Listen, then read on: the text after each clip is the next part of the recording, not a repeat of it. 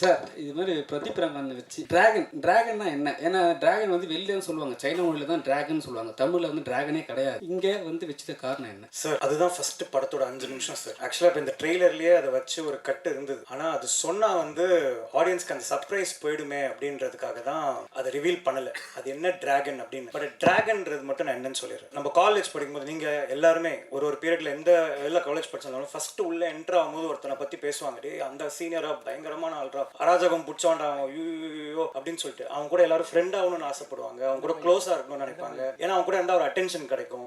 சீனா சுத்துவார். ஆனா காலேஜை விட்டு அந்த பையன் வெளியே போனதுக்கு அப்புறமா இவனை பார்த்து கை தட்டினவங்க அவங்க யாருமே வந்து கண்ணில் படமாட்டாங்க. இது சொன்ன மாதிரி தான் இப்போ மிஷ்கின் இந்த இதில் சொல்லிப்பேன், ஒரு நாய் கூட மதிக்காதுன்னு வச்சுக்கோங்களேன். அந்த மாதிரி ஒரு கேரக்டர் ஒரு 4 செவத்துக்குள்ள ஒரு 4 அந்த காலேஜ் காம்பவுண்ட்குள்ள கெத்தா இருக்கிற ஒரு பையன், அதாவது ஹீரோவா இருக்கிற ஒரு பையன் ரியாலிட்டியை ஃபேஸ் பண்ணும்போது ஒரு ஜீரோ அவன் என்னெல்லாம் ஃபேஸ் பண்ண போறான் அப்படின்றது தான் டிராகன்.